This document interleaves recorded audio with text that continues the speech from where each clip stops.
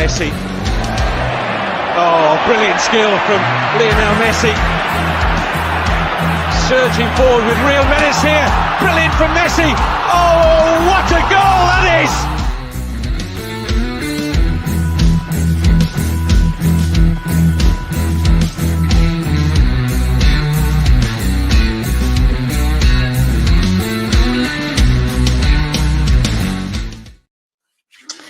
Yes, good morning, happy Wednesday. It is Wednesday, isn't it, Perchy? It's Wednesday. It is Wednesday. It's Wednesday, and have you recovered from all of your screaming you did on your WhatsApp yesterday to me about goals? I tell you what, it was freezing yesterday. It was 10 degrees, and it was so cold. Like the wind was blowing. 10 degrees. It's 10 degrees right now, and I'm freezing. It was a crazy game of football yesterday. Espanyol 3, Burgos 3. And I tell you what, that is what proper fans do when they hate owners, by the way. I've never seen a group of fans bay the blood for one individual in a whole stadium like that. It was crazy. Oh dear. What, the Espanyol? Well, they got relegated. Yeah, they're not here, right? fans of their owners at the moment. They went down, right? They went down last year. They got relegated. Well, they've liked them for a long time. They've siphoned a lot of money out of their club. Yeah, well, listen. It's all happening this morning. It's all happening. I mean, a couple of things have happened this morning. Thibaut Courtois has announced that he will not make the Euros. He won't make the Euros. Neymar has announced that he won't make the Copa America. Steve Cooper has been sacked yesterday, and officially this morning it's been announced that Tottenham legend with 50% win rate, Nuno, listen, I've got it right here. Played 10, won 5, lost 5. That's 50%. What a win rate. Nuno is going to be taking over from Steve Cooper at Forest. Fabrizio Romano has dangled that little bit of bait for us to all go chomp. He knows exactly what he's doing, doesn't he? He's not stupid. Of course he does. He's like that girl in the club that gives you the wink, and then when you walk over, she's like, "No, it wasn't you. I was winking at someone else." You know what I mean? Yeah. That sort of thing. He, on a serious note, he has mentioned yesterday something to do with some Spurs transfer news today. It set the tongues wagging, Perchy. Some people going, it's definitely Yotta. Other people thinking it's a bit bigger and it's like a Todibo. Some people going, oh, it's Santiago Jimenez. And it's all happening. It's approaching. It's approaching transfer window, Perchy. It's crazy season. It's very close, my friend. Yes, crazy season. We have Christmas and then we've got crazy season. Yes, I care more about I don't know about you. I care more about crazy season. Like I've already had 40 Christmases. Like it's all right. I've had 40 of them. My 41st will be no different. Big up to everyone in the chat. Big up. Vinny Rowley. Big up Vinny Rowley. Big up Tony Rodriguez. How you doing, brothers? Video Complete Sofiane. I'm sure this account used to be called Video Complete Sofiane. I'm sure they used yes. They do Sofianes. They've gone half on the Sofians now. Yeah, they're doing a Nuno Santos on it. Big up, good morning to John Ellis Hall. Rinketics here. Minerals is in the house.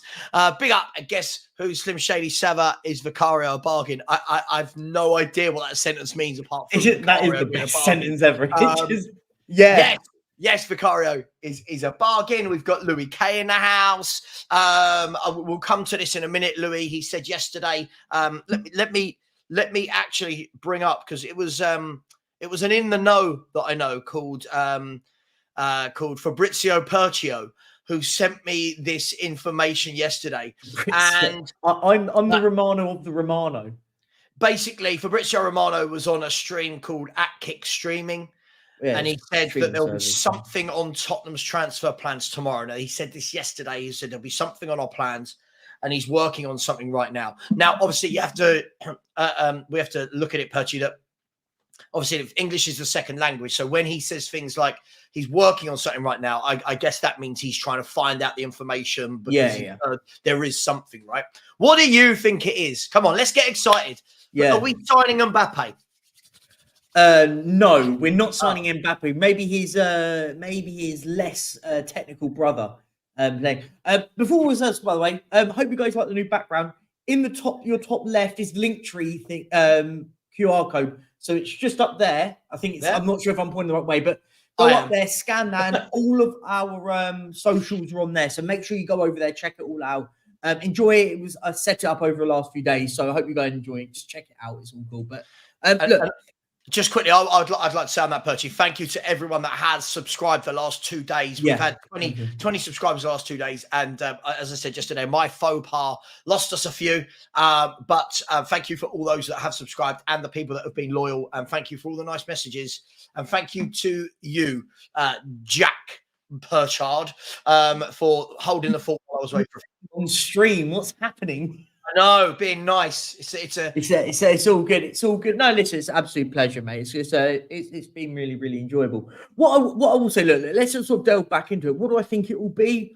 I mean, listen, it could be a complete 180, and it could actually be terrible news because there's all the talk about I don't want to butcher the fella's name, but the Romanian centre half that plays at Genoa was heavily linked with us last week.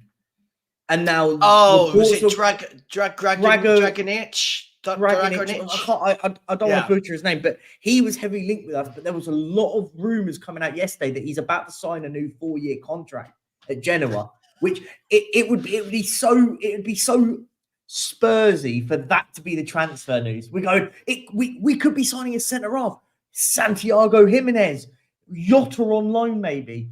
And then it turns out it's actually the centre half. One of the centre halves that was linked with us is signed a new contract at his club. But I think it's probably. I'm going to go out on a limb.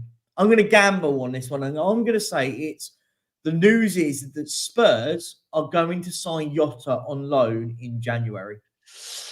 Yeah, I think it's more. So I'm just checking Fabrizio Romano's Instagram feed just to see what if anything has happened. I don't have X. Actually, do you know what? Well, we do now have an X account, so I pretty much could get the logins from you. I just never will ever post or be on X. But look, it could be that Eric Dyer is signing a brand new 4-year contract to take him up to the age of 400 or whatever he is. But listen, could it be the opposite though? Could it be the opposite that the club have made the decision to mutually consent the termination of the likes of Hugo Lloris, Eric Dyer, Perisic, these lads that, let's be fair, you've obviously seen some of the, all of my theory is that we're going to let those 3 go and we're going to bring in 3 more.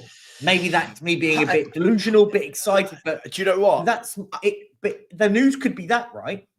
How to win friends, how to make friends and influence people 101 would be to announce right now that Eric Dyer is leaving the club, Lloris is leaving the club, and I don't know.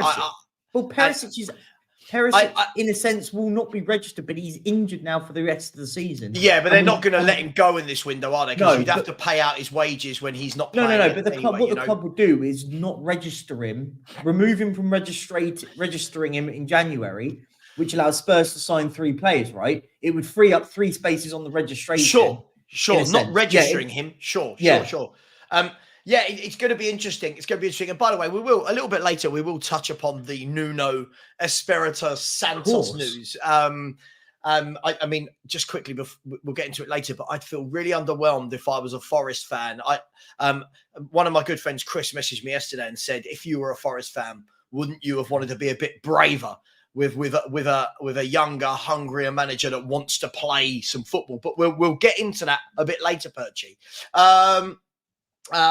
First of all, I owe an apology to Richarlison. I love this. I absolutely love it, right? Big up, Minerals. I love it. A player scores a goal. £60 million footballer scores a couple of goals after 50 games of trying, and I owe him an apology. I love this. He scored 7 goals in all competitions at Tottenham. Is it 7 or 8? 8. I don't know. In the space of a season and a half. Yeah, because he scored 3 last season, 2 against Marseille, 1 against Liverpool, right? Have I missed a team off?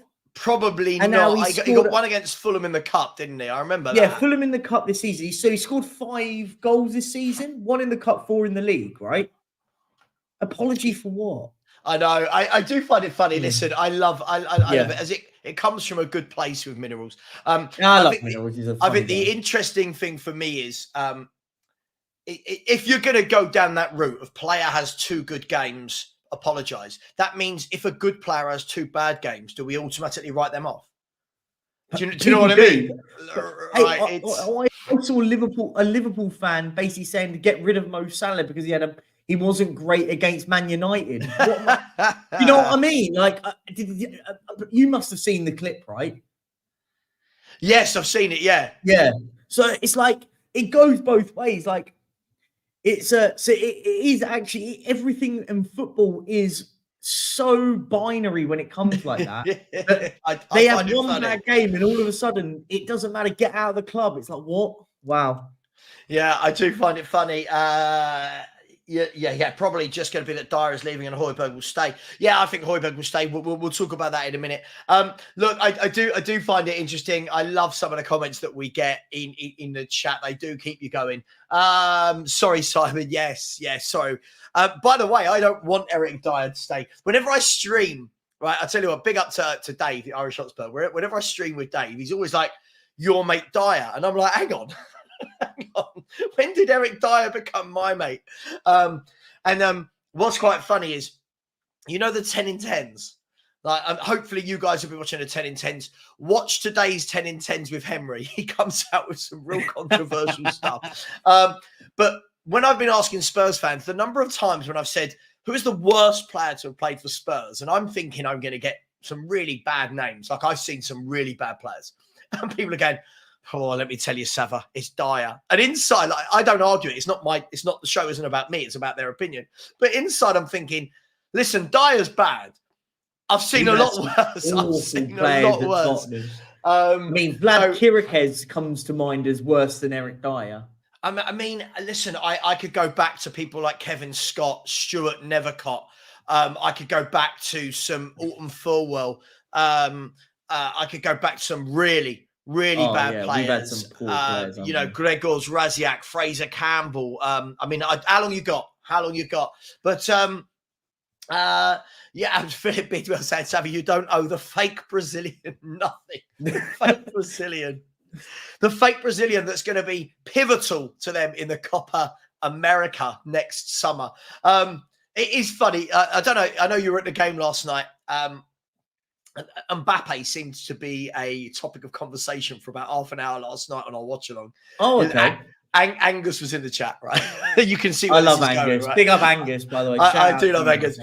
Angus was in the chat trying to convince everyone that Mbappe will join Arsenal.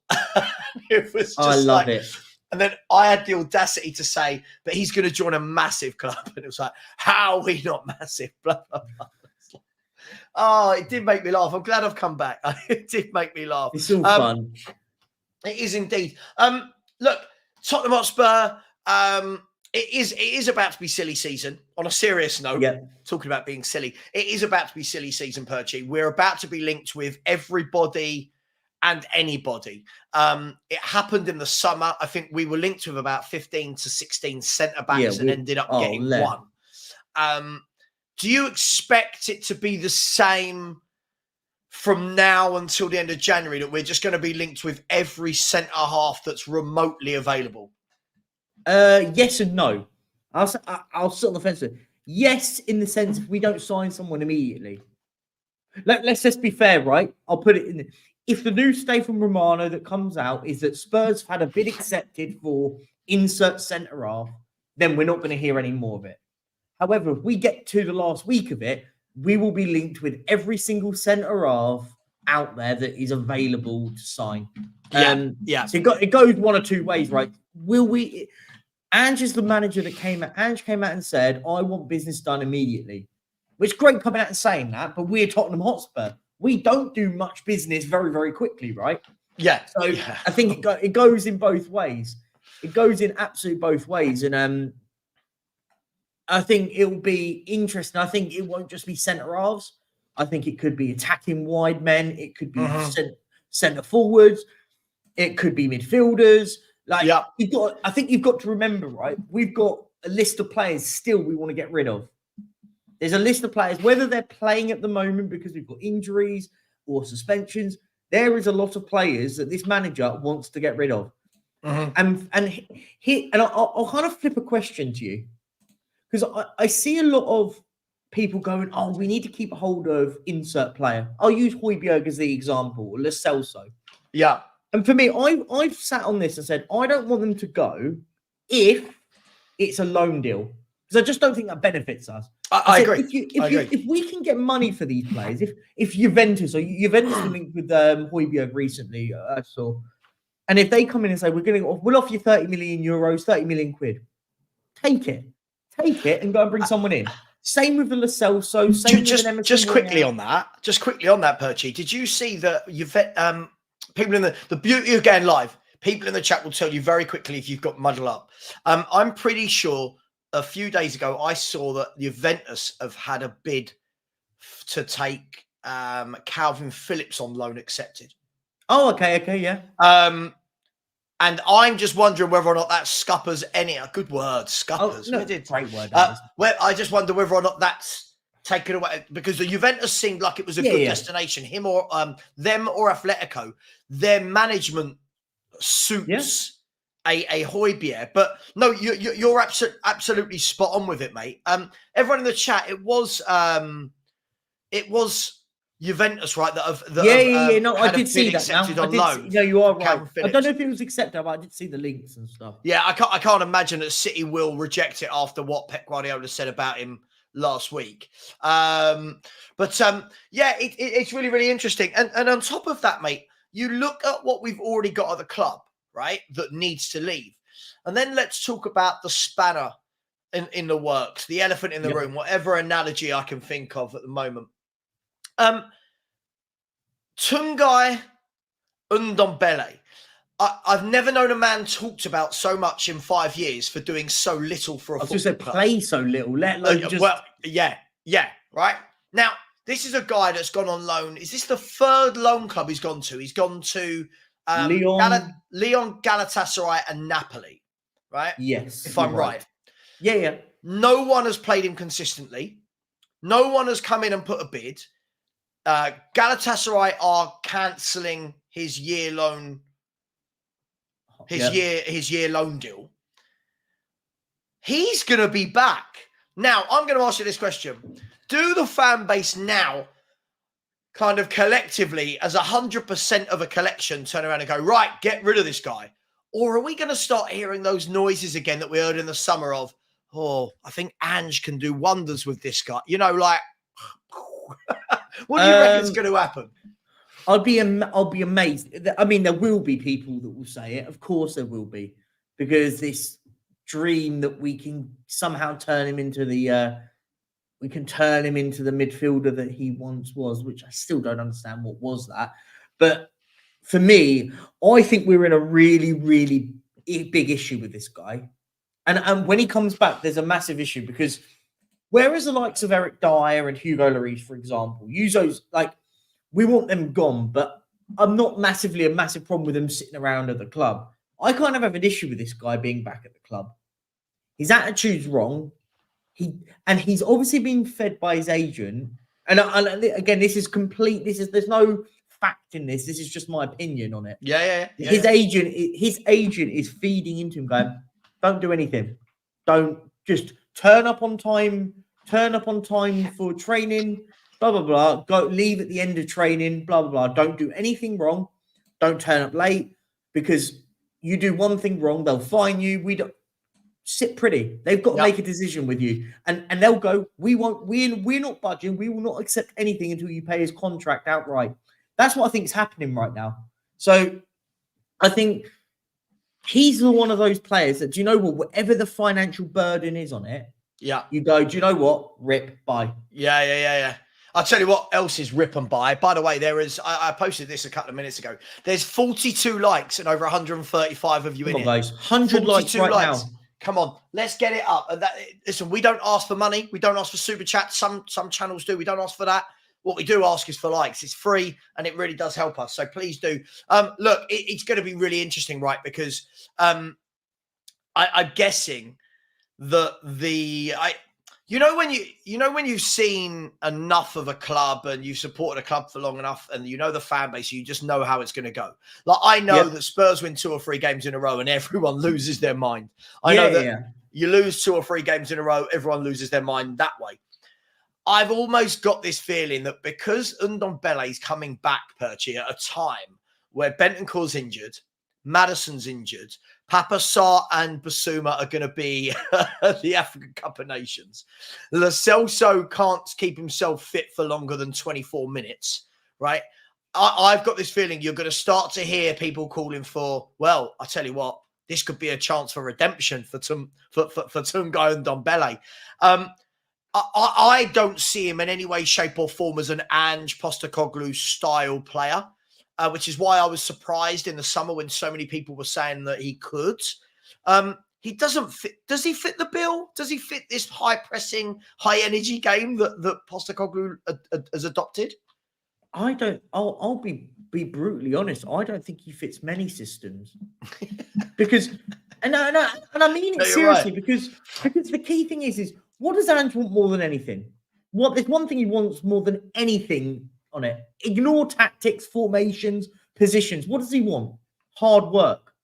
He already crosses that box and he doesn't do it. So he's already failed on point 1. Ange wants hard-working players. Look, whether we like it or not, and we think he should be at the club, it's why Ben Davies at the moment is in line in there. Whether or not he's got the ability, he works his arse off. Do you know what I mean? And that's the key bit. And that's the key bit. You could argue the same with Højbjerg. Again, I don't think he's a great player, but he works hard in the sense of, in that he's got that attitude that he wants to work hard. Whether we think he's good enough or not is different, right? You could argue the same with Richarlison. Again, I don't think he's a great player, but he does work hard. So point 1 is working hard. Ndombele don't do that. Yeah, no, absolutely. Just the bare minimum from a footballer, putting in his shift, right? Putting in the shift, and he just doesn't do it. It's a shame. If Ndombele had Højbjerg's heart, spirit, work rate, determination, what a player. Exactly. Equally, if Højbjerg had Ndombele's technical ability, skill set, passing, what a player. So it's such a shame we can't kind of mesh them together and create a player, merging of a player. Yeah. Bill said they do supersized McDonald's in Turkey. He'll be gutted. Elephant in the room is a good analogy. Listen, I love my analogies. They don't always work. Some of them I come out with are absolutely horrific. Just quickly, excuse me, got a couple of comments that I've been starring throughout. We'll come to them in a minute. Just if you've got any questions that you want us to discuss or topics you want us to discuss, put it in. Put a Q, put a capital Q at the front so that we know it's a question rather than a statement, because sometimes it can be a bit blurred. Big up to Lenny's Lifestyle TV, who's put in a super sticker. Thank you very much. Lenny's Lifestyle TV. Lenny, what is the lifestyle? Talk to us. What is the lifestyle for Lenny? Listen, we truly appreciate that. So thank you so much for sending this through.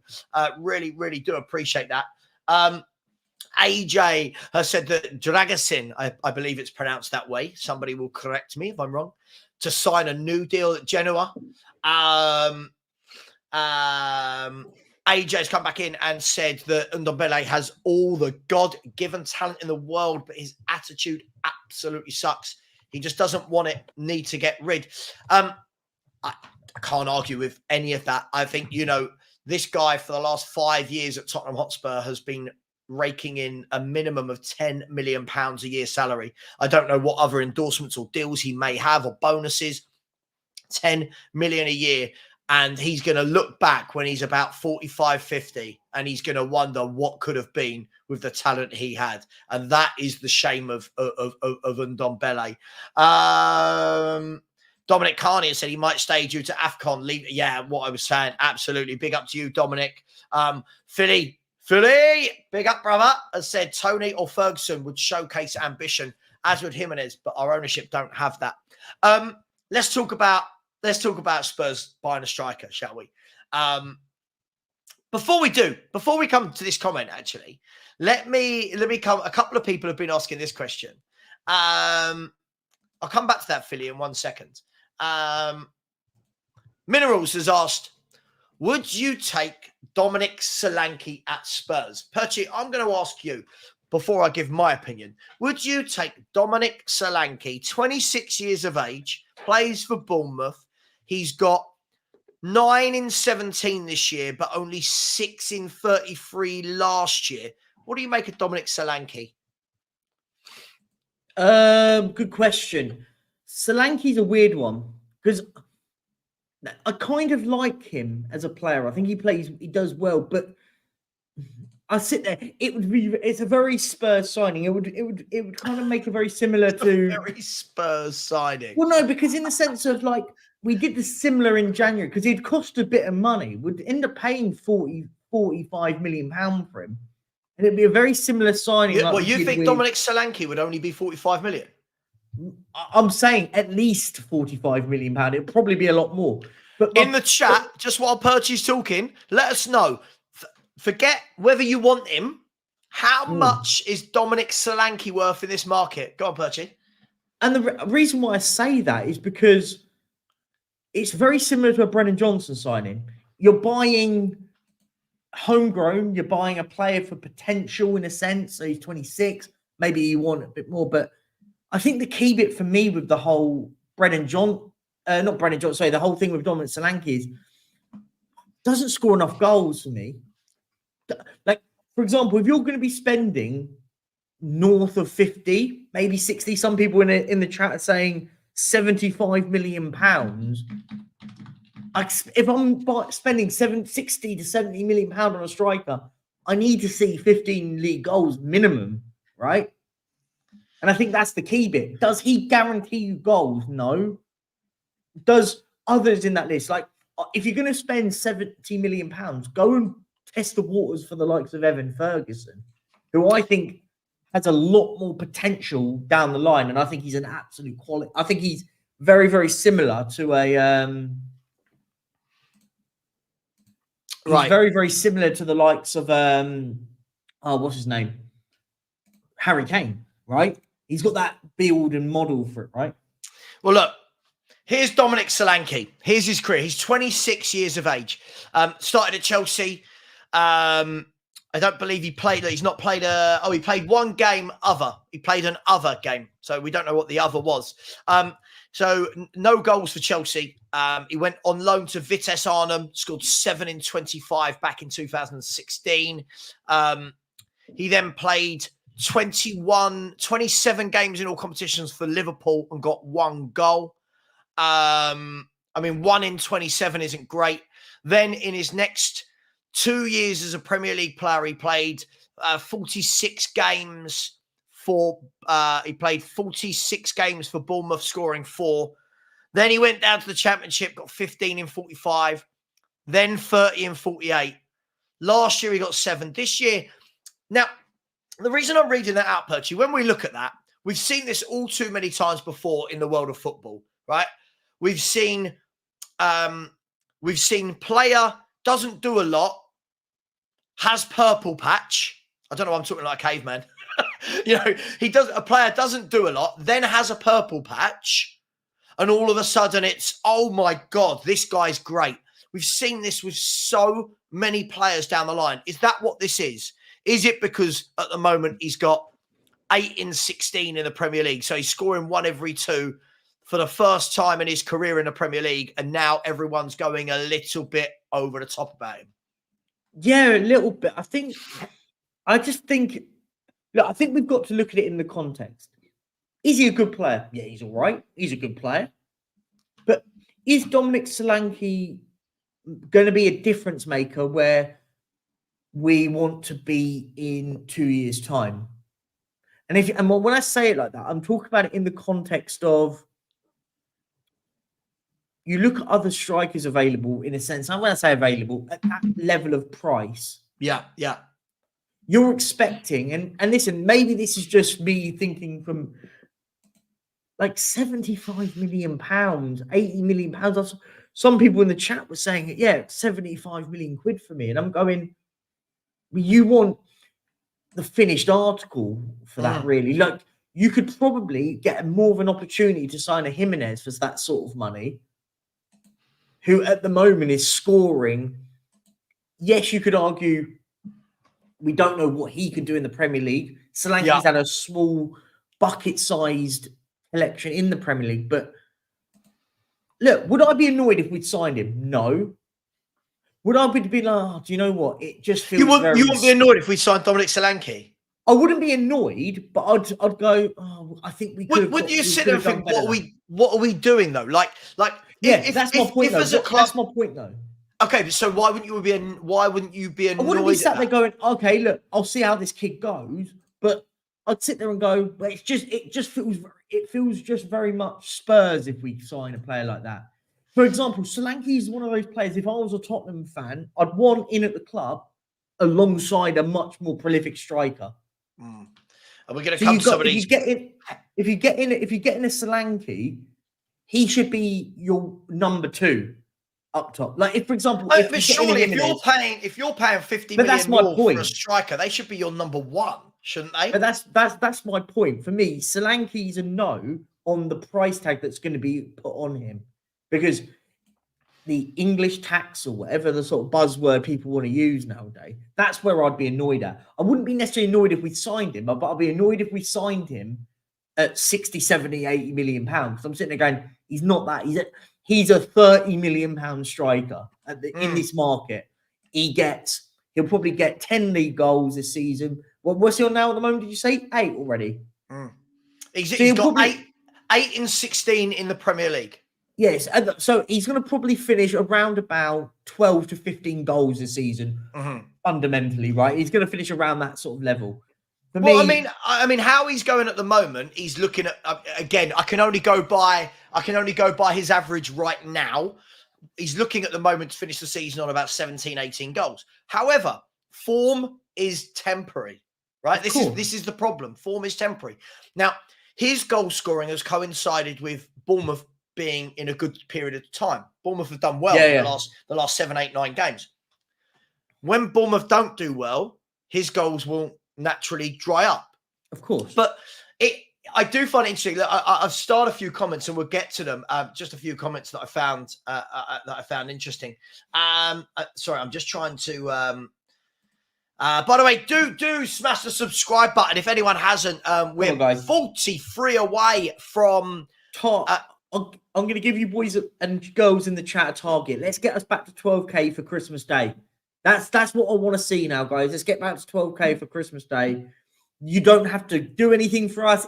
Click the subscribe button. That'll be our Christmas present. We'd love that if we get to 12k on Christmas Day. Absolutely. And not the 2 horrible people that unsubscribed today. How dare you? How dare you? But if you could, that would be wonderful. The link is in the chat. There it is. Please smash the subscribe button and please like the show.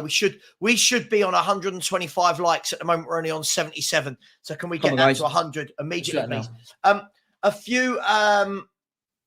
A few comments that we'll have a look at, right? Let's go for it. So, this is the first one that stood out to me was this. I don't want Jimenez at Spurs. He would be another Vincent Janssen. I just want to ask, have you seen Vincent Janssen play and have you seen Santiago Jimenez play? Because I don't understand the comparison. Are we purely saying because they both came from the Dutch league that is what we're doing? Because for me personally, it doesn't make sense. They're nothing like each other as footballers. Yeah. Vincent Janssen was a very rigid striker that couldn't really run, didn't offer a lot. Santiago Jimenez has got a lot more to his skill set. I don't understand the comparison. Do you? I don't understand why do people link these two together. I think it's it's a very simplistic look at it. Oh, they both came from the Dutch league. They're not going to be great. I mean, let's be fair. Look, we can name 2 great strikers that came from there, in likes of Van Persie and Van Persie, Van Nistelrooy, Luis Suarez, Cody Gakpo's come from. Do you know what? If you want to do that game, Dirk Kuyt, he came from Do you know, if we want to do the game of players that have come from the Netherlands and been absolutely brilliant in the Premier League, we'd be here all day, mate. So yeah, I don't understand. I get it because of Vincent Janssen flopped, but that I think was more to do with bad scouting rather than anything to do with ironically, Vincent Janssen is absolutely on fire this season. At the moment for Royal Antwerp, he's absolutely scoring bucket loads. Yeah. Where are we? Sorry, not here. A purple patch. I love Philly hates Richarlison. I love it. He said a purple patch is what the pigeon is having. 2 games and the fans believe we should be apologetic. Richarlison should be apologising to me for having to endure watching him for the last 18 months. I agree. I agree with him. Why are we apologising to these people? The next comment I thought sort of was quite funny. Richie is better than Dominic Solanke. No joke. Who would you rather have? Dominic Solanke. Let us know in the chat. If you could only have one, forget price tags, right? Forget price tags. Are we putting it in the context that Richarlison's still at the club? Forget context.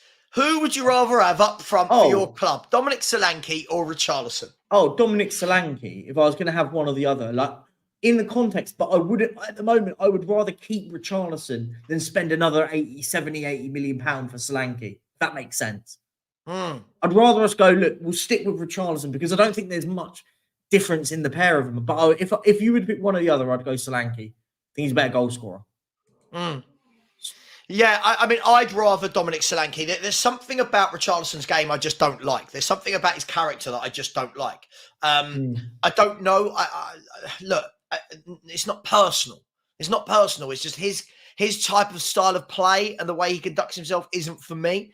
But at the same time, fair play. He's come in the last couple of games to score goals. But it's as I always say, Perchy, I always will talk about this. Consistency is what makes me rate footballers. I agree. Footballers. It's not, player has 2 games, fans go mad, everyone else is in the mud. I think this notion of fan is so alien to me. I don't get it. How somebody has 2. I don't even think he played well against Forest. Let's be fair, he couldn't miss. I don't think anyone played great against Forest. Sure, I think Kulu had a good game. But other than that, I think, Richarlison couldn't miss. And he had a good game against Newcastle where the whole team played well. For me to get on side with Richarlison and wanting him to be a Tottenham striker for years to come, I need to see, I don't know about you, I need to see between now and the end of the season, prolific goal scoring. Not, I've scored for 2 games in a row. Yeah, not 3 games, not 4 games. I want to see between now and the end of the season, Richarlison grabs himself 16, 17 goals in all competitions and we go, yeah, that's what you want from a striker who's rotated. That's what you want. Not 3 goals in 2 games and then all of a sudden the praise comes out. Because, that's like right now I'm seeing the praise that Kai Havertz is getting. Havertz is in good form. He's got 4 in his last 7. I believe. Like that, Right. Now, Kai Havertz, first of all, I don't think Kai Havertz is as bad as everyone said he was. I don't think he's as good as everyone is saying he is now. Consistency. Do it over a season. Do it over 2 years, and then we'll judge. A couple of comments that were starred. Lenny's Lifestyle TV's come back in. Big up to you and said, I wasn't sure what to call the channel, Sav, as I want to cover Spurs, driving issues on the roads, travel and construction process of my retirement home in the Caribbean. Any thoughts on the name? What about Lenny's Caribbean Dream? I don't know. What could Lenny call his TV channel? I think what we do, we're gonna get the chat to help because the chat come up with some blinded. So everyone in the chat before the end of the show, we will start and we'll do it at the end of the show. All of your thoughts on what Lenny should call his channel. Yeah, I'm gonna go with. I think you should go Spurs Lifestyle TV. It sounds a bit boring, but I think you should go with that. Spurs Lifestyle TV, not Lenny's Caribbean Dream. Lenny's Caribbean Dream's good, but or you could do Lifestyle of Spurs TV. How about that one? Yeah, Lifestyle. That's what I'm going with. Okay, fair enough. Lenny, we'll come back to this. We will come back to this. And people in the chat. We'll star them all and we'll read them out at the end. Do your thing, people in the chat. Right. Here's an interesting one. For me, this is what football fans do. I love it. Big up to you, Mark Bentley. But not saying you said this, but I've seen this a lot lately. People talking about Gift Orban and going, "Oh, we were right to avoid him. Only 3 and 15, worse than Richarlison." Are people forgetting, Perchy, that Gift Orban's just a 21-year-old kid that currently has scored 18 in 27 games for Ghent? 18 in 27 is 2 in 3, right? I just think it's silly. I think you're right. I think we're so knee-jerk in any opinion about anyone. It's not just this instant. Big up David Bentley, by the way, for the big up to you. But I think we are just so knee-jerk. It's the second a player does badly, we've got to react. Like, it's similar. It's do you know what it is? It's exactly the opposite of what we were just talking about. Everyone all of a sudden is going about Richarlison's back. He scored 3 and 2. Yeah. And then all it takes for the likes of Richarlison, is not scoring 10 or 15. And then Gift Orban in that same parameter could go and score 20 goals. And then we go, do you know what I mean? In the space of now to the end of the season, Orban could go and score absolutely tons of goals, right? Absolutely. And listen, I'm not going to get into it, but it's why whenever we have the conversations about world class and elite footballers, I don't judge them off of 1 year. I don't see a player have one good year and go, he is elite. He is elite. No, elite footballers, class footballers, they do it year in, year out. You don't have, a little spell. Same thing I'm saying about Solanke right now.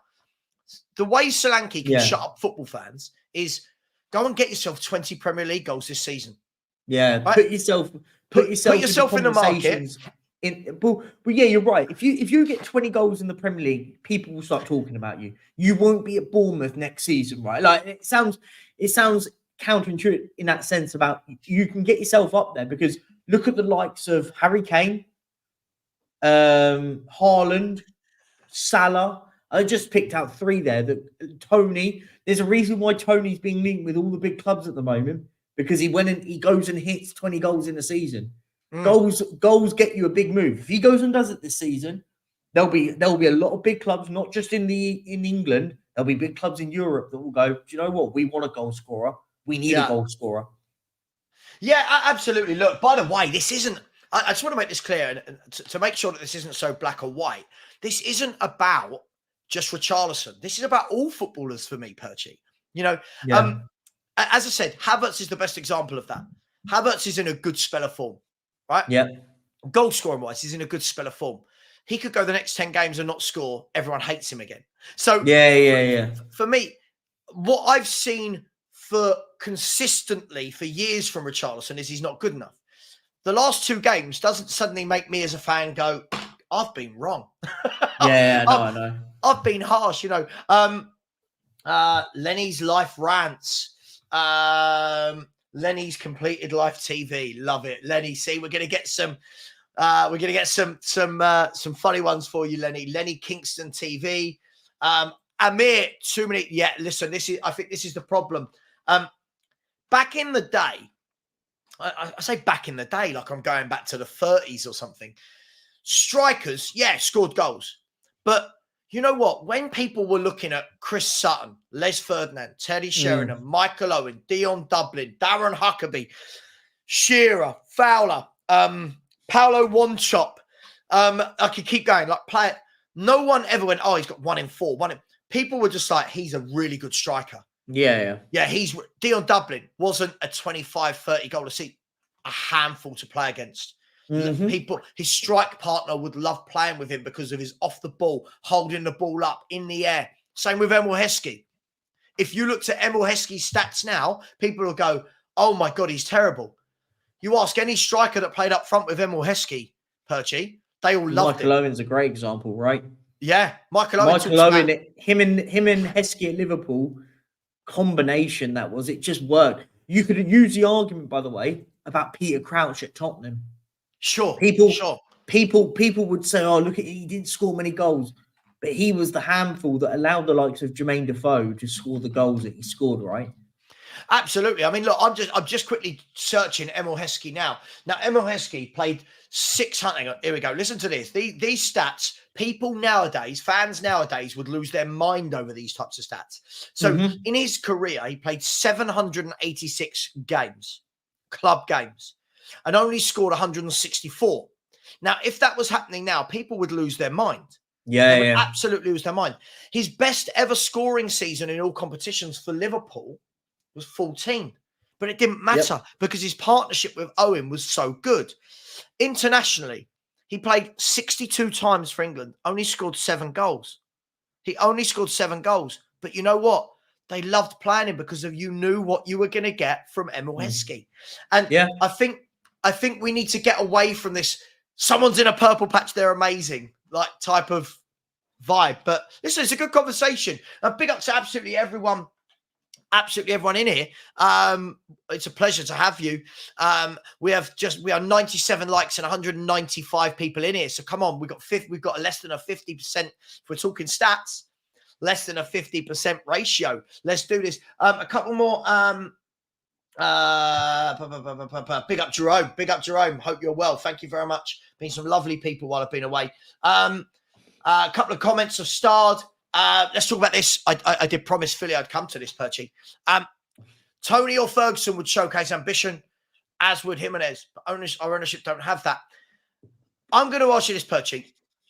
I see I think we say this, a big up Philly, but I see problems with both of these in terms of being bandied about. One, I think that Ivan Toney is wanted by Arsenal, Chelsea, and I think they'll blow us out the water. If we're brutally honest, I think he chooses Arsenal over us all day long, if I'm brutally honest.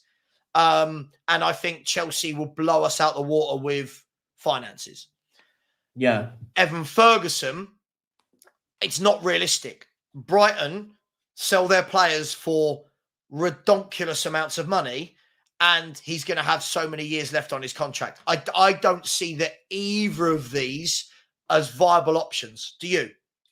Listen, I actually have you correct in that sense. I think if Spurs sign either Ivan Toney or Evan Ferguson in January, we have to sit there and we have to sit there and go, fair play, Tottenham Hotspur. Maybe things are changing because you're right. Tony's going to have outfits that want him. Ferguson's going to have outfits that want him. Look, I'll be honest. I rate Evan Ferguson massively, massively highly. Maybe overhype him because I think he can go to one of the big boys. Like, I could see Evan Ferguson being Harry Kane's replacement at Bayern Munich levels. Like, I'll be honest, I genuinely think Evan Ferguson is an absolute quality football player. And if I was Bayern Munich, I'd be sitting there going, you know what? If he stays, keep him at Brighton, and we'll have him in 3 years' time when Harry's a bit older and we can now bring this lad in and he can be our next guy. Yeah. Maybe people will think, oh, you're overhyping him, he's young, blah, blah. I just see something about this kid and I go, this kid is good. This kid is very good. Like, he was the one that I was saying about Man United going, if I was going to Man United, instead of buying Højlund, go and buy Ferguson. Spend that money and get that kid in. But I agree with you. I think if we get any one of those two in, I think it's incredible business if we sign either one of them. Do I think we will? Probably not. I'll be amazed if we do, because you're right. Tony's going to be linked with every name under the sun. And Ferguson is so tied down, it's going to take £150 million to go and say we can buy this kid. Yeah, listen, don't get me wrong. I'm not saying I wouldn't want either of them in the Spurs shirt. I just think sometimes we have to look and say, is it viable? Like, let's be fair. If Spurs, by the way, have you seen the quote this morning from the Brentford chairman? About Toney? No. So hang on. Let me see if I can find it. Brentford. Is it Mark Benham? Daniel Benham? I can't remember his name. Hang on. I forgot today on Toney. Hang on. Let me see if I can find it.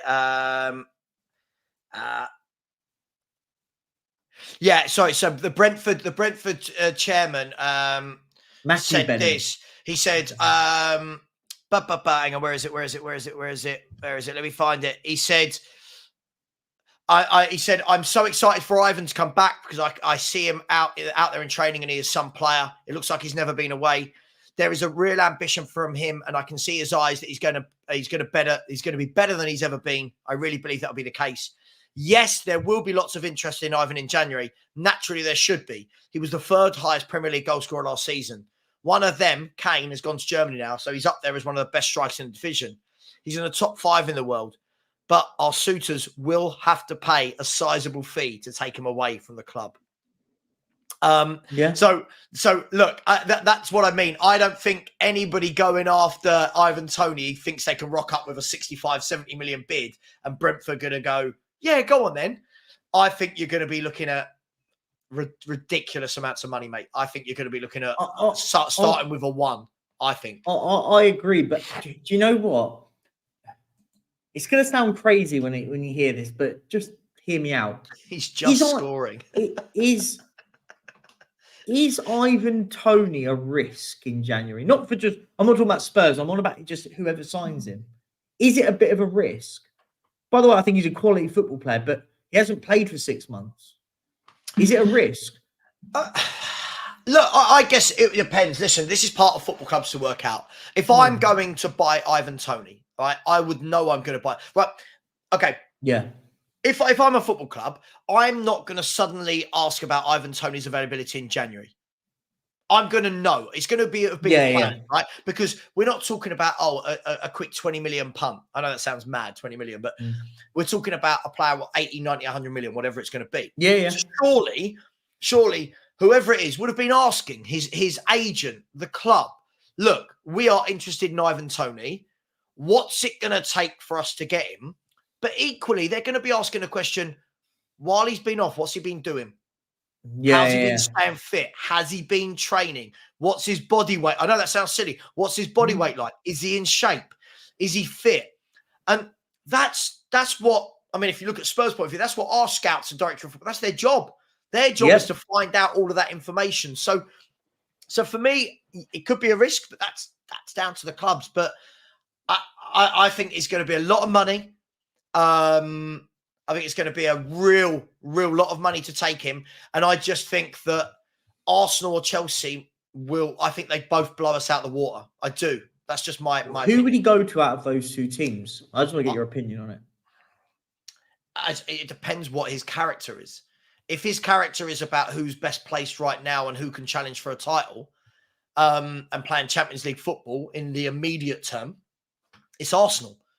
If it's finance and long-term project, it's Chelsea.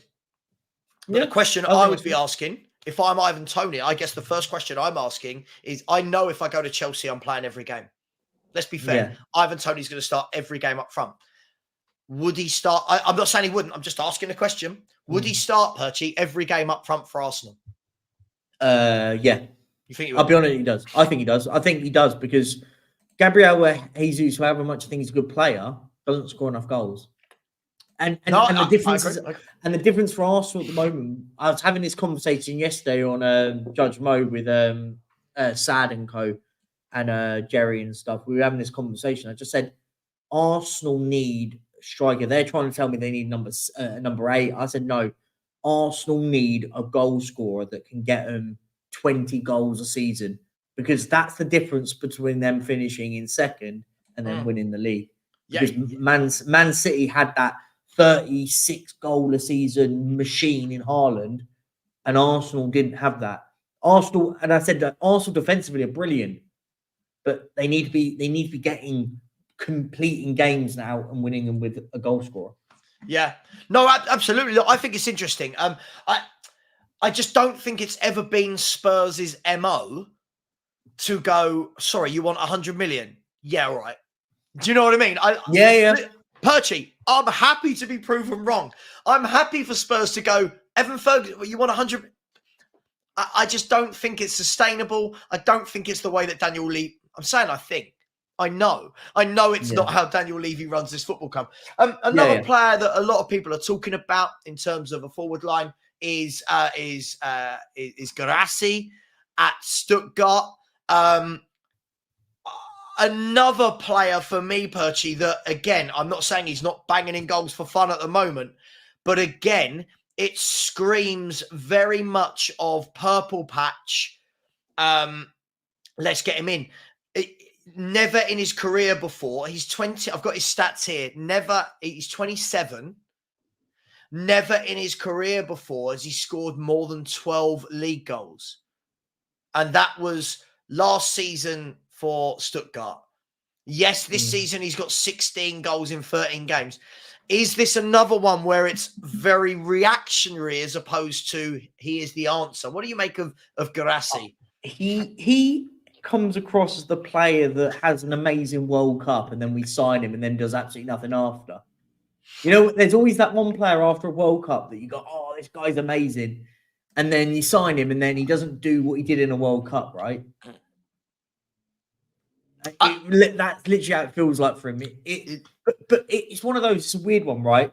We had this conversation a lot. Sometimes clubs just fit, and maybe there's whatever's happening in Stuttgart just fits him. We had this conversation about Macaulay Langstaff. I know we and you are big fans of him. Get him in. And when he does nothing, goes into Notts County, and then just scores loads of goals, and maybe just that.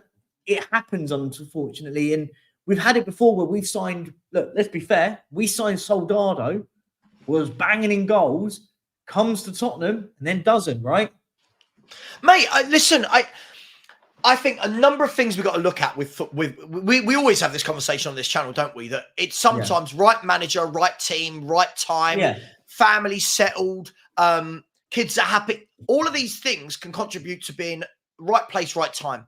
And you've seen it down the years with so many strikers. Chris Sutton couldn't stop scoring goals at Blackburn Rovers. Everything kind of fit. Went to Chelsea, couldn't hit a barn door, right? Yeah. Does it suddenly mean Chris Sutton's a rubbish striker? No. It's right time, right manager, right club, right system. Jeffers going to Arsenal was a Freddie Jeffers. One, right? Look, there's loads of examples like that. And look, I just feel like the problem is because of social media, because of YouTube channels, because of social media, because of us, we're the problem. Everything is immediacy. Player does Gift Orban. Everyone wanted Gift Orban in the summer. All right, he's had a difficult start to the season. Oh, lucky missed that. And you're like, hang on. In 4 months of football, Gift Orban's not suddenly turned into a bad footballer. He's going through a bad patch, right? I do love it. Couple more comments.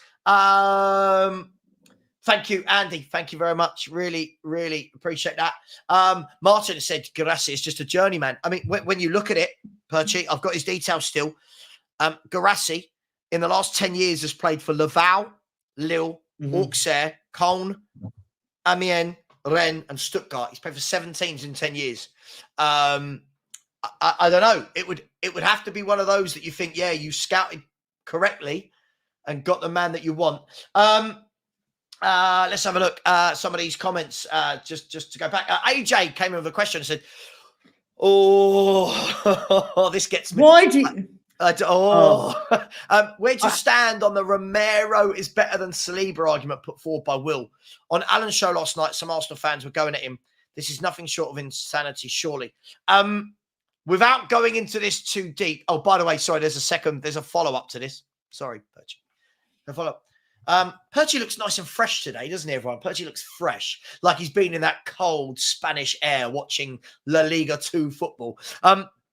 Perchy asked me on a date last night, by the way. I think it was a date. He messaged me at like 1 a.m. saying, you should come to La Liga 2 game. Was it a date or just was it 1 a.m? No, I was asleep like at 1 a.m. Oh, I just saying, it felt like you were asking me on a date. I said you can come watch Espanol with me if you like.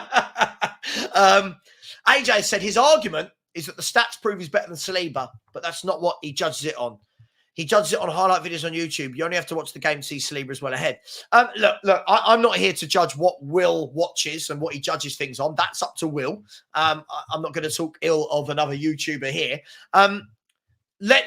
We'll go through this quickly. Now, bearing in mind, we're on a Spurs YouTube channel, so you kind of know where this is going to go. for some reason, everyone wants to put Saliba and Romero against each other. Where are you with this Saliba-Romero conversation? We'll keep it light-hearted, Percy. Me? I'm going to be shameless. There you go. If you want to know what happens, guys, go and watch that video because that's literally about Saliba versus Romero on this channel. I'm a little bit shameless. That's a little bit shameless. But look, my opinion of it, look, I think Saliba's an incredible player. I think for me, the difference is in the sense of rashness. I think Saliba's a calmer defender, right? I think we watch it. He's much calmer. Romero gets more bookings. He gets suspended more. And you watch him and you just see, I think Romero's a good defender. But I do see a lot of negatives about him a lot of the time. People see that, people think I think he's a good defender, but that's really it. But Saliba looks like the real deal. Let's be fair with it. I'll be honest with it. Saliba is if you put them two together, which one of them two in 2 or 3 years' time do you think will play for Real Madrid? I look at it in that. I think Saliba will be Real Madrid centre half in a few years' time, and they'll pay massive, massive money for him. Doesn't discount Romero, but I think I actually think they'll both end up at massive clubs, and the reason I say that is I think that there's such a shortage of top draw centre backs in the world now. Perchi, you know my opinion. I think there's a massive shortage of top draw goalkeepers, centre backs, goal scorer. I think there's a shortage of talent in world football right now. Compared to years gone by, I think that the talent levels are so much lower or so scarce, if you know what I mean. Look, the Romero Saliba argument. First of all, I don't know why they're always pitted against each other. We do this a lot. Spurs versus Arsenal, isn't it? That's literally the only reason, isn't it? For me, I think Romero's a very good defender. For me, it's not Romero's defending why I don't pick Romero. Yeah. I think up there, he's gone. Up there, I see a very immature footballer. And listen, when he's on his game, Romero looks absolute class, Perchy. Agreed. But there are two. I'd like to think, right, I've been so consistent with this opinion for the last 2.5 years when I've talked about Romero, right? Nothing's changed for me. Everyone at the beginning of this year was going, Savva, you're in the mud about Romero. Then he goes and does what he does against Chelsea. Then he goes and does what he does against Callum Wilson against Newcastle. And I think to myself, you're not learning. Rio Ferdinand. When Rio Ferdinand was a young centre-half, everyone could see that this boy was different, right? Yep. Rio Ferdinand, I've seen him talk about himself, had loads of mistakes in his game, loads of things that he needed to cut out. By the age of 22, 23, Rio Ferdinand was an absolute Rolls Royce who sorted it all out and was one of the best centre-backs in world football. Yep. Christian Romero is 25, 26? 20. Yep, 26, right? Isn't he? Is he 26? I think, Christian Romero. Let's have a look before somebody absolutely buries me on this one. It's 25, 26. I'm sure he's 26. Okay, 25, 26. And I'm still seeing him with this rash nature. Now, that's not taking away. I need to caveat this before everyone says, you hate Romero. I don't. I think he's a really good centre-back. But unfortunately, when I'm judging a player, I'm judging their all-round package. Yeah. When I watch Saliba for Arsenal, he looks cool, calm, collected, and Arsenal look very good defensively, right? Mm-hmm. To go with it. When I watch Romero, I'm always thinking, oh my God, you're going to do something silly. And as a fan, I don't ever want to feel that way. Gary Neville said it in his commentary during the Newcastle game. He turned around and said, I'm just not surprised that Romero's just gone and done what he's done against Wilson. This is what he does. Rio Ferdinand's analysis last year on Christian Romero was, listen, clearly the boy's got talent.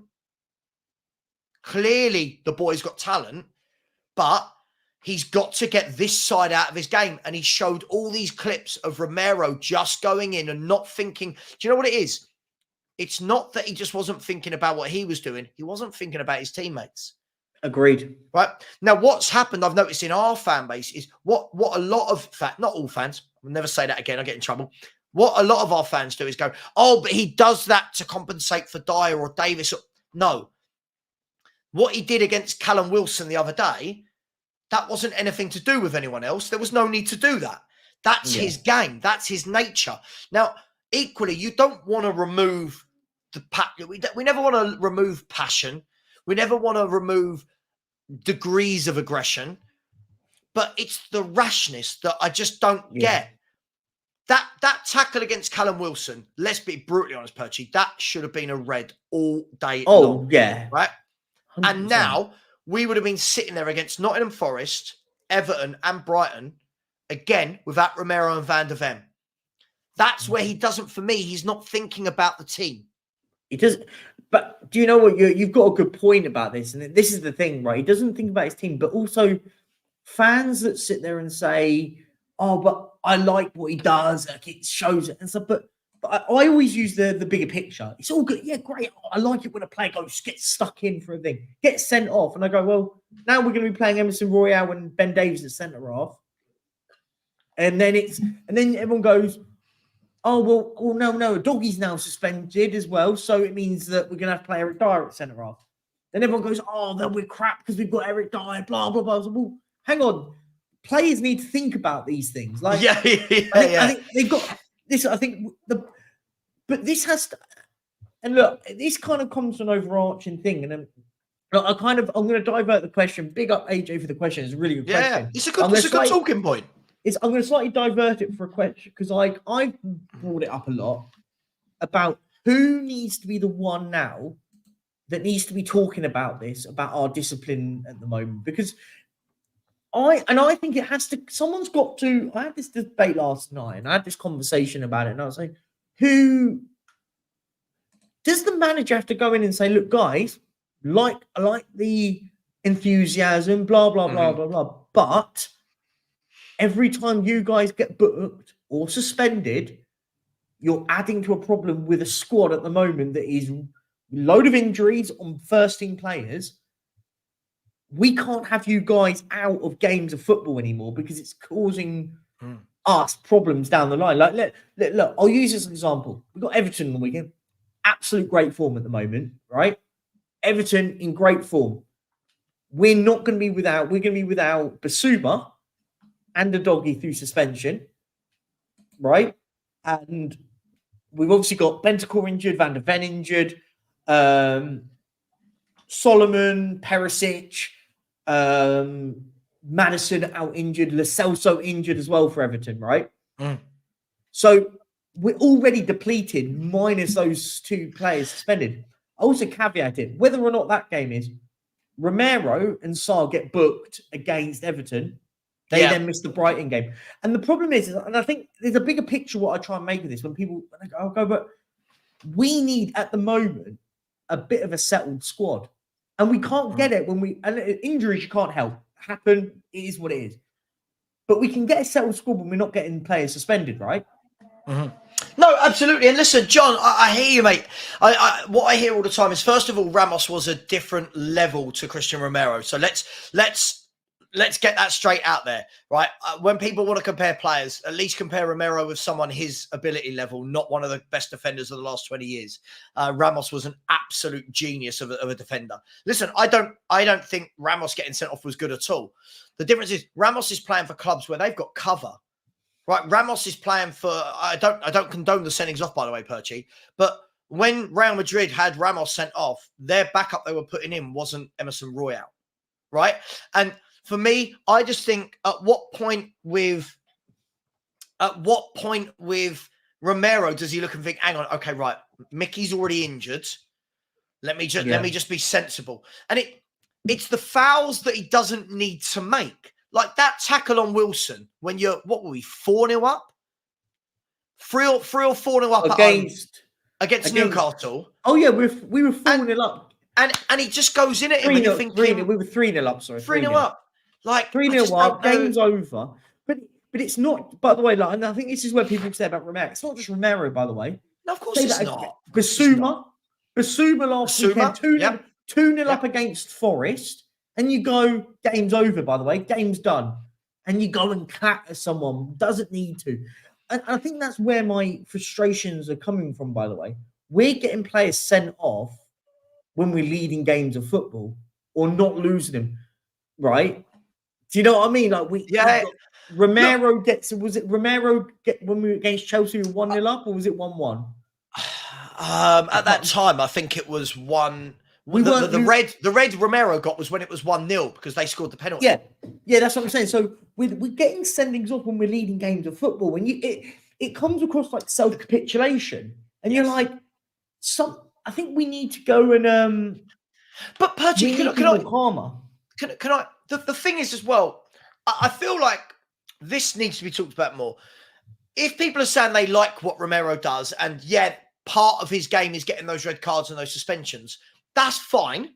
No one can tell anyone else what to like and what not to like, right? I personally don't like it. I think it stinks of immaturity. But for me, if that's the case, then in the next games, when you have a makeshift back four, don't complain because you love what Romero did to make that happen. Now, if you look last year, when Romero got sent off for, I think, a ridiculous tackle against whoever he got sent off last year for no reason, then the next game he got suspended and we got battered at Leicester because we had to put out a makeshift defence, right? And Leicester were bottom of the table at the time. This year, Mickey van der Ven's injured and he's diving in on Callum Wilson. Thank God the referee and the VAR between them didn't send him off because Gary Neville's first reaction was oh, what have you done? Like, why have you done that? So now imagine you're playing Forest away without Romero, Everton at home without Romero, and Brighton away without Romero. Now, all of a sudden, are we praising these rash, crazy tackles? Because, listen, if you had Todibo, if Spurs have got Todibo, Van der Ven and Romero wants to go and make one of them clattering challenges, I still don't think it's good, right? But you then go, okay, we've got Todibo comes in and plays and you're not missing Romero. But we do, this is the problem. This is the biggest compliment I can give to Romero. We do miss him when he's not playing. But we do miss him. But I say that all the time, and everyone says, oh, he's world-class. And I don't think he's, I think that Toney is. But I will give him the credit and go, the manager, for me, has to go and put an arm around. I can't have you suspended. When you're suspended, we're not a good football team without you. Like, you need someone has to go to him. If it's not the manager, it's Heung-min Son, or it's someone else that puts an arm around him and goes, Christian, you're vital to this team. You're not vital to this team when you're suspended. Absolutely. Such a key word. And by the way, there's not just him. I always say, I'm not caveating just him. I think the same about Basuma. I think the same about a doggy. Someone has to do the same with a doggy and go, listen, we need you right now. We need you. Please don't get suspended because we've not got another left back at the moment because our other left back is playing at centre half. Yeah. And listen, to bring this all full circle, and thank you to the person who just subscribed. Thank you very much.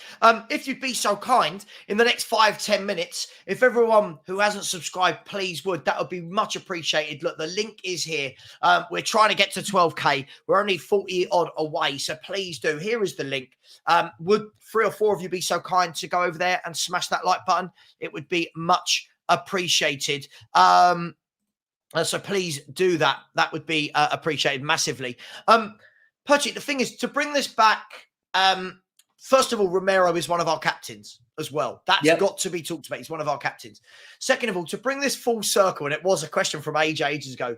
Listen, this is the reason why I picked Saliba. When I watch Saliba, listen, forget that he plays for Arsenal because the question isn't, do I like Arsenal, right? The question isn't, am I Spurs, am I Arsenal? When I watch Saliba, he just looks cool, composed, and he looks like a Rolls Royce of a defender. Strong, powerful, calm with his tackling, good in the air. He just looks good.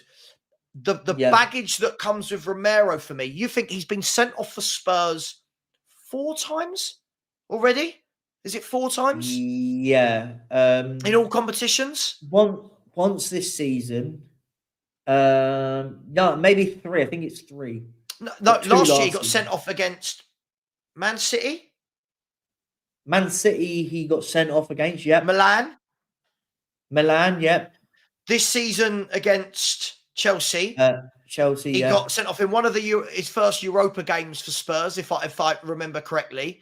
And, so in all competitions, I think it's 4-5 in all competitions. So 4-5 in all, and the Newcastle one should have been. So for me, I just think if he cut out I'm not saying the aggression, there's controlled aggression. If he cut out the silliness from his game, I think you've got a top centre half on your hands. And I think when I talk about Romero, Percy, people don't listen to that bit that I say. They just go, you hate Romero. I don't. I remember the moment that Callum Wilson thing happened. I remember looking at it thinking, oh man, Mickey van der Ven's out. Why are you doing that? We're 3-0 up. Why are game's you over. doing that? That was exactly game's over. What are you doing? Game's won. Why are you giving not just them an opportunity in the game, which I thought the game's over, but why are you giving the referee to make a decision all the time? I think that's the key bit. Why are you doing it? Like, I just find it's crazy at the moment. I think something has to be said. I think the manager's got, like, people go, oh, but it's the high intensity. I don't know. I feel people make a little bit of an excuse for it about the way we are disciplined and stuff. I said, no, I think this is what good managers do. Listen, give away fouls, but be clever with it. They go, but other teams don't get the bookings we do. Yeah, they're cleverer with it than we are. We're very in your face when we give away fouls, and we make the referee's decision for them. I think also I hear a lot of, but what about other teams? Like Ryan Yates should have been sent off. I said, yeah, but he didn't. But for me, I've always said this: I don't care about other teams. No, because it doesn't affect me if Ryan Yates is suspended against whoever they got this weekend. It makes no difference to me. But it matters to me if Basuma's suspended, the doggy's suspended. The doggy's suspended. Yeah.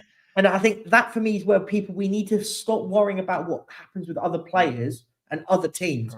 Worry about what's in our backyard at the moment and what we need to sort out on. But listen, but I think this is the key. This is the key bit for me, right? I think someone's got to sort it out. I think the manager's got to be the one that pulls them in and just goes, guys, love it. Love the energy. Love the hard work and the fight and the spirit. Yeah, but let's show it in the right way.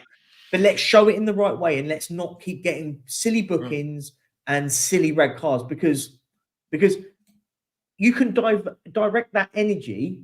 You can direct that energy better. That's what I'm trying to get at. Yeah, big up, Ellie. Respectfully, I would disagree with you. I don't think Romero is a better all-round footballer than Saliba at all. I watch Saliba and I think he's a Rolls Royce. I think he's a top centre half. I watch Romero and it's just too hit and miss for me. But that's just me. Mr. Happy has said Romero nowhere near Saliba. I agree with you. I do agree with you on that one. I say VDV is better than Romero. He is available, tall, has the pace, and can play only just as well as Romero. Listen, for me, I think that Van der Ven is the better of the two players. If I'm brutally honest, I think Van der Ven is the better of the two players. I think he's got more to his game. He also, again, I don't know if you've noticed, I use this a lot. Yeah, I don't know a lot. He's so calm. When you watch Mickey van der Ven, he looks in control. He's great. Saliba looks in control. John Stones looks in control. Ruben Diaz. These players, they look so composed and controlled. And this is why when people want to talk to you about stats and metrics and fine, but listen, I know I'd rather have in my team. And it's not Romero over Saliba. I think the key bit is when we talk about centre halves and all round. I think you've touched on it before. I want my defender to defend properly. Exactly. We've gone into this sort of world of football players and how good they're on the ball. Yeah, I think Romero's good on the ball, but for me, I think he loses a lot of marks defensively when he gives away the fouls and the tackles that he makes. I think if we talk about defenders, we've got to talk about them being for their job. But it's all well and good. It's all well and good saying that he's better than Saliba in certain areas and stuff. But he's not better than Saliba when he sat not playing because he's suspended and stuff. I think that's the key bit for me. I need to see a lot more calmness out of this guy. And I think, by the way, I think he's a very good defender, by the way. This isn't me. Of course, he is. He is a very good defender, but I think our fans are putting him up there. I'll ask you this question. Let me ask you this question, right, Perchy? You know me. I'm easily capable of removing my Spurs hat, right? Yeah. Let me ask this question. If roles were reversed, if Saliba was a Tottenham centre-half and Christian Romero played for Arsenal, right? Bingo. What are we saying? Bingo. Yeah, exactly. That's the thing, right? Right now, what we're arguing right now is Saliba's a Rolls Royce. Saliba's not rash. Oh, look at that Arsenal player. He's dirty. He's this. He's nowhere near Saliba. And the problem is, this is spot on. Football is more than stats. This is the problem. The world has become so much about metrics, stats, that what it doesn't take into account is people's personality, their style of play. Yeah, this is the problem. When we look at stats, we can look at stats all day long, right? But this summed it up, ready? If anyone goes and looks at the metrics of Onana versus Vicario this season, Onana's metrics are better, right? Yeah. Who's had the better year? If I forget metrics, who's had the better year? Vicario by country miles had the better season. Right. But that's what we exactly. So if we argue, so how about this? For anyone that wants to use metrics and all that lot and say, so if I said Onana on paper has been a better goalkeeper than Vicario, you'd all be losing your minds, right? Exactly. You can't have it both ways. Exactly. You can't pick and choose when metrics and stats are your friend and when they're your enemy. We use our eye and we go, Vicario's been a better goalkeeper this season than Onana. But it is what it is, right? But that's why I think I will always sit there and like the problem I always have with like stats and metrics and whatnot, you can include and exclude what you want to prove an argument, right? Yeah. Exactly. Yeah. So you can. But can I just say, Bertie, right? By the way, this isn't for me. This debate with Saliba Romero isn't something we brought up. It was asked by the chat. But by the way, this isn't me glorifying just Saliba. I think there are a lot of defenders better than Christian Romero in the Premier League, right? I think Virgil van Dijk is superior to Christian Romero. I think Ruben Diaz is. I think that John Stones is. I like Akanji as well, how he plays. I think Nathan Ake is one of the most underrated defenders in the league. He just does his job. No histrionics, no diving in. So for me, this isn't about, it's Arsenal v Spurs. Do you know what, Perchy? When I was growing up, like most of us, I didn't need stats and metrics to tell me who's a better player than someone else. I still don't need it. I don't think that I need to look at two players and go, the metrics tell me this. They play for, first of all, with metrics, they play for different teams. Not just those two. Two players. Pick two players. Give me two midfielders from two different teams in the Premier League. Enzo Fernandez and John McGinn.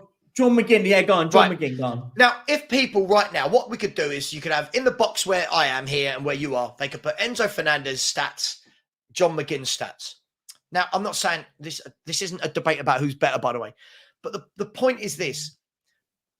They play for different teams who are in different form, in different formations, with different instructions, different tactics, different managers that are giving them different instructions. But so we go, but his ball progression is so much better than his. Well, maybe he's been asked to do that and he hasn't. His passing, he completes more passes a game. Maybe he's asked to get on the ball and play shorter passes during the game than he has. So this is why I can't, when I sit there and I just have these metric stat debates, for me, it doesn't tell the full story. It doesn't. Metrics and stats don't tell you a player being out of position all the game. Right? Metrics and stats don't tell you when a player air kicks the ball and a team go and score. Like it's subjective stats, right? You can bend and mold them to however you want. All I know is when I watch Romero, I think he's got a lot of work to do to be talked about as one of the best centre-backs in the league. For me. That doesn't mean, Perchy, that I'm doubting his ability. Two different conversations. No, definitely. And I get it. Listen, I think, do you know what? And it's not just stats in itself for me. It's not just stats. it's everything at the moment in football. We get fed so much information nowadays that it's like system overload, right? It's system overload when it comes to statistics, transfer news. Before, you would not have these conversations because you wouldn't be ample to the information. So you'd look at him and watch going, he's a good defender, but he's a bit of a crazy one, gets booked and yellow cards all the time. Yeah. And you make those assessments on what you watch. I think we've gone past the sense of watching games of football. Like, if you put 2 random games of Romero and Saliba beside it, put all the stats written off and gone, who's the better defender based on that? You can judge it on what you see. And I think we missed that. But listen, it's each their own. Like, it is cool. Yeah, of course.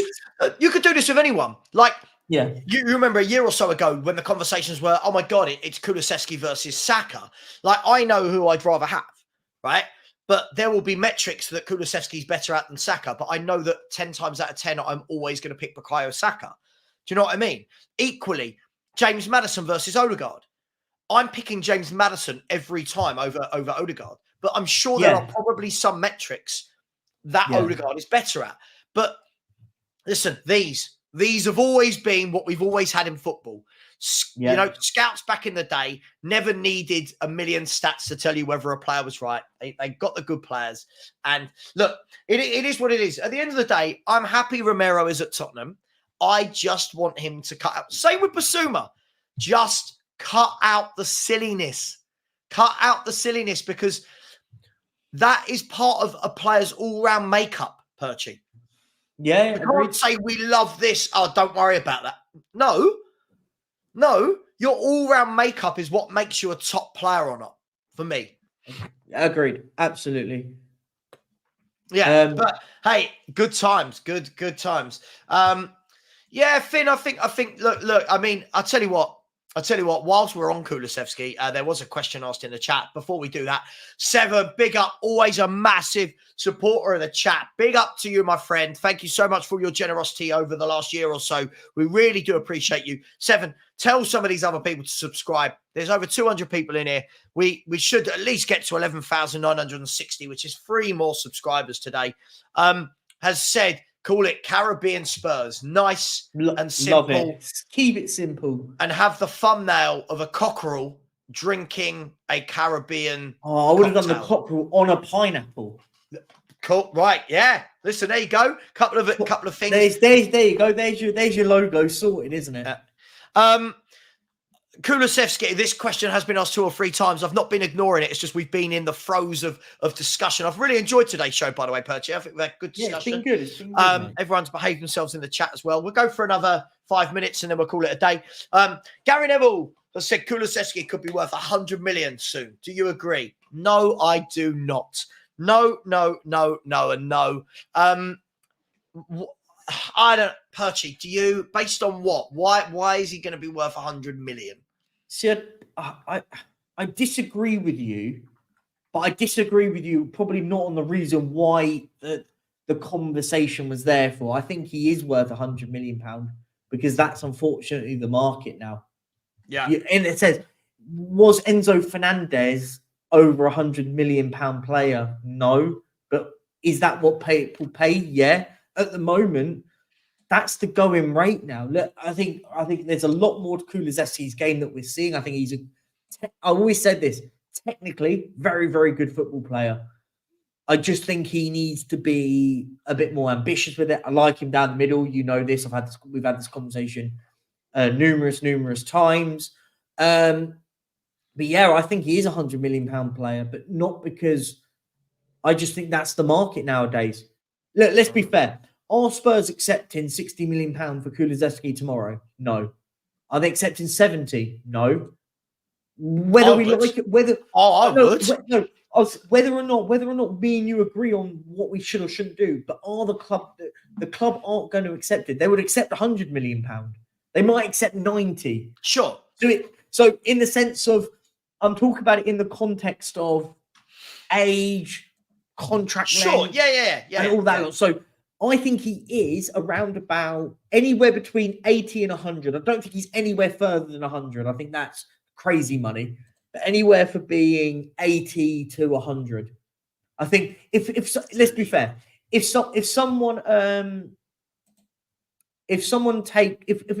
look, let's just say Real Madrid tomorrow put £90 million for Romero. Everyone in the chat, are you accepting it or declining that offer? If £90 million was on the table tomorrow, I'd take 50 million. Listen, I know that's your view on the player. I'm talking about the club in itself. For £50 million? Are you getting a lot more in return? Are you going out there buying a £50 million player that is better than Kulusevski right now? I think with scouting, you can find many players better than Kulusevski at £50 million. Listen, for example, how much did West Ham just pay for Mohamed Kudus? About 50 million pounds. I'm taking that guy all day, every day. Yeah, Kudus, I'll give you that's fair. Right, how much did they pay for Paqueta? I'm taking him all day, every day. Look, I think Kulusevski's got a lot of good to his game. As I've said, I'm intrigued to see when Maddison is fit, do we go back to having Kulu on the right wing and being in effect less effective again? But that's anyway, going to be the key one, right? Isn't it? That's going to be so key. Yeah, absolutely. Daniel Cena, we've got 3 minutes left. Daniel Cena saying Villa going to win the league, yet no one mentioning them. I've talked about Villa loads. I've praised Villa so much. I remember back in at the beginning of the season, Savva, the Villa disrespect, and we got the debates. And big up, by the way, was on Henry's show with me, you, Henry, and Sean, and we had the the debate about it. Big up, Sean. We love you to bits. But look, I remember these debates are great. Let's look at two halves of this. Everyone is mentioning them, but I don't think Villa are going to win the league. And I think what you've got to not do, Daniel, I think don't fall into that trap of your team doing really well and going into complete overdrive. Oh my God, we're winning the league. Because Spurs fans say we're winning the league. Villa fans think you're winning the league. City fans think they're winning. Not everyone can win it. I just think you'll fall short, if I'm honest. Yeah. I think you're a very good team. I think your manager's brilliant. I think you've got a good squad. I just don't think you've got enough. Perchy, I think I've said it. I've been consistent all along. I've still gone for Man City to win this league. For as bad as they've been, they've only lost one game in the last 6, for as bad as they've been, and are only 5 points behind. So for as bad as they've been, no one's been able to pull clear of them. That's a worry for the league. Well, that for me is you're right. By the way, you're right. And they're only 6 points behind Arsenal, right? They're 6 points behind Arsenal. Man City do that in 3 games. We've been here. Look, do you know what? It's always that feeling of we've been here before. We've been here before about Man City. Everyone goes, they're not going to win the league this season. Yeah, then they go and win 7 or 8 games in a row, and then Arsenal lose and drop points. Look, let's be fair with it. Man City, without even playing a game, and they could be as simple as 7 points behind the league leaders with a game in hand, and in a click of a finger, that changes. Well, look, I'm looking at it now. They're 5 points off the top, right? You've got Arsenal and Liverpool playing each other this weekend. Now imagine that's a draw. The worst case scenario is they're 6 points behind with a game in hand. Listen, I think it's all about the reason why look, Perchy, you know me, I'm consistent. Mm-hmm. I do not change my opinion overnight or over 5-10 games. Yeah. I've said from the beginning of the season, I think Man City will win it. I think Liverpool and Arsenal will be 2nd and 3rd in some sort of way, right? I think it's going to be really close with those two. Then I think it's for the rest to fight out for 4th, 5th, 6th, 7th, right? Yeah. I've always said that. With 17 games in, I'm not changing my mind. There's something to be said for a know-how and getting over the line. Man City know how to do it. Now, that doesn't mean they will win the league. I think they will. Doesn't mean they will. I think they will. But if they don't, cool. If they don't, can we agree that if it's not going to be Spurs, that we would rather it be Liverpool or Villa than Arsenal? Can we all agree on that? 100%. Yeah, right, can't have. Okay. No, listen. I think I've said all along that Man City will win it, and even though Mo, big up Footy Judge Mo, I love you to bits, mate. But I'm trying to convince, I'm on with Mo and Kunle in an hour and 20 minutes. Can everyone please come and support me on Judge Mo's channel in an hour and 20 minutes? Because Kunle's going to think that he messaged me last night and he's got, I've got things to talk to you about.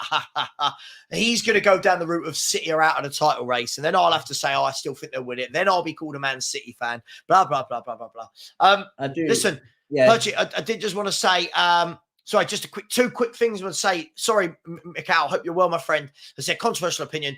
Ferguson is just as unproven as Højlund. I don't get the hype around him. The amount of games he has ghosted is the same as the ones he's performed.